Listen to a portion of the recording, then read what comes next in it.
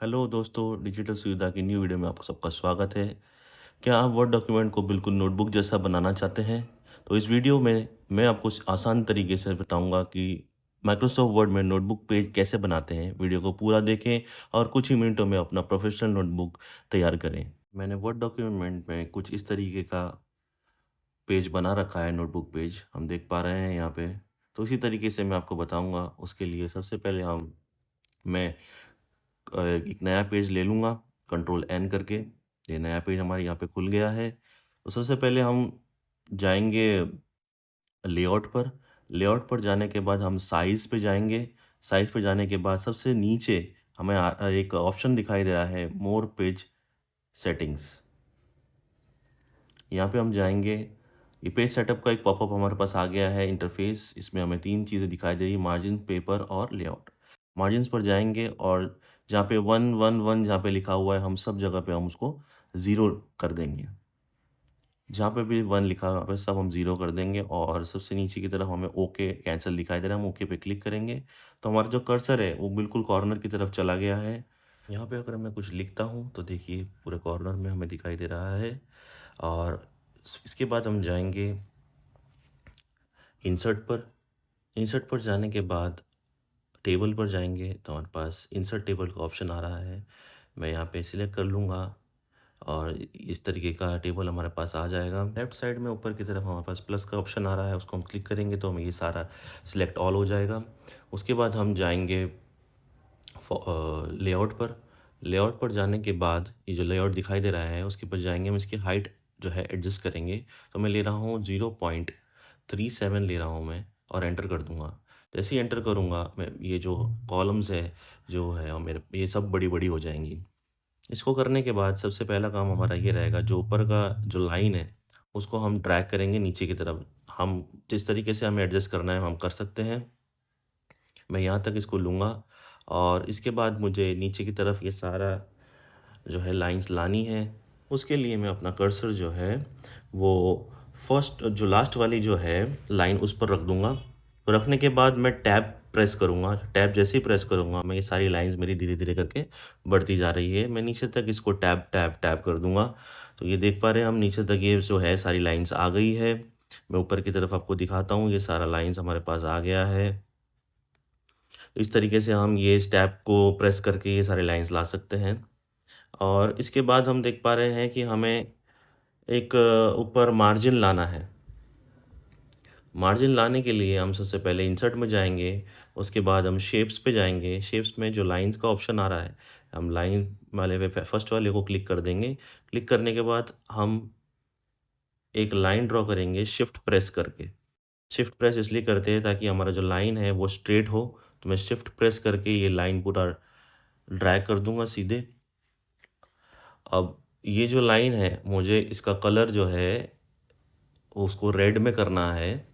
तो रेड में करने के लिए मैं उसके ऊपर क्लिक करूँगा, उस लाइन के ऊपर, तो मेरे मेरे पास एक ऊपर फॉर्मेट का ऑप्शन आ जाता है इस तरीके से। तो फॉर्मेट पे मैं क्लिक करूँगा। क्लिक जैसे ही करूँगा, मेरे पास एक शेप आउटलाइन का ऑप्शन आ रहा है। मैं इसे रेड कर दूँगा।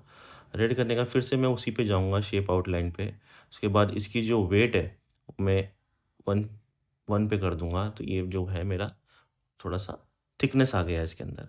वैसे ही मैं इस पे वापस क्लिक करूँगा, इस लाइन पर। लाइन पे क्लिक करने के बाद मैं कंट्रोल करूँगा और ऊपर की तरफ ड्रैग करूँगा, तो मेरे पास एक दूसरा लाइन आ जाएगा। इसी प्रकार हम इस लाइन को हम बना सकते हैं। और अब मुझे साइड में भी लाइन चाहिए होगी, तो मैं क्या करूँगा, फिर से इंसर्ट पे जाऊँगा। मैं शेप्स पे जाऊँगा, शेप्स पे जाने के बाद लाइन्स पे, लाइन्स के बाद मैं ऊपर से लेके नीचे तक एक लाइन ड्रॉ कर दूँगा। वैसे ही करना है हमें, शिफ्ट प्रेस करके हमें लाइन को ड्रॉ करना है ताकि हमारी लाइन जो है वो स्ट्रेट आ जाए। मैं नीचे तक इसको लेकर जाऊँगा। आप देख पा रहे हैं कि मैं नीचे तक इसको ड्रैग करते हुए लेके जा रहा हूँ। मैं यहाँ तक इसको रखूँगा। और वही प्रोसेस है, फिर से मैं उसको ऊपर लेके जा रहा हूँ। मैं फिर से इस पे क्लिक करूँगा। क्लिक करने के बाद मेरे पास फॉर्मेट का ऑप्शन आ जाएगा। फॉर्मेट ऑप्शन आने के बाद मैं शेप्स आउटलाइन पे जाऊँगा, रेड करूँगा। रेड पे क्लिक करने के बाद मेरा लाइन रेड पे हो जाएगा। मैं इसका वेट एडजस्ट करूँगा, 1 पे कर दूँगा तो ये थिकनेस आ जाएगा। फिर से मैं कंट्रोल करके इस लाइन को एक और बढ़ा दूंगा। जैसे कि आप देख पा रहे हैं कि मैं एक और लाइन इसको बढ़ा रहा हूँ। इस तरीके से कुछ मैं इस लाइन को बढ़ा सकता हूँ।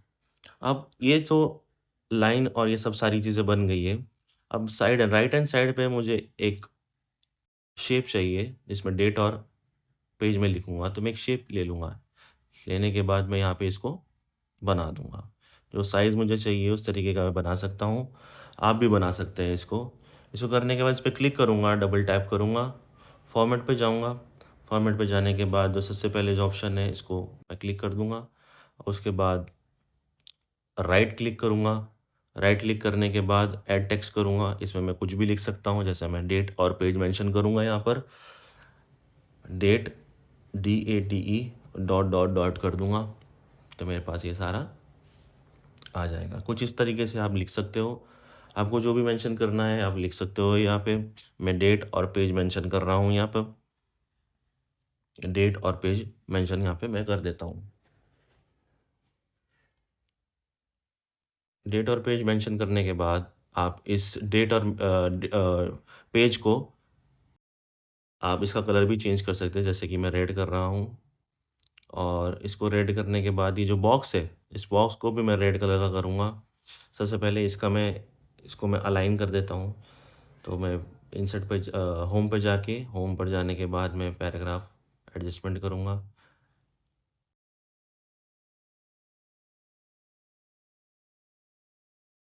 इसके बाद मैं चाहता हूँ कि ये जो बॉक्स है ये भी रेड कलर का ही हो, तो मैं इस बॉक्स पे क्लिक करूँगा। बॉक्स पे क्लिक करने के बाद फॉर्मेट पे जाने के बाद इसका जो आउटलाइन है, शेप आउटलाइन, उसको मैं रेड कर दूँगा। तो कुछ इस प्रकार हम वर्ड डॉक्यूमेंट में एक नोटबुक बना सकते हैं और इसको हम कंट्रोल P करके इसको प्रिंट भी दे सकते हैं।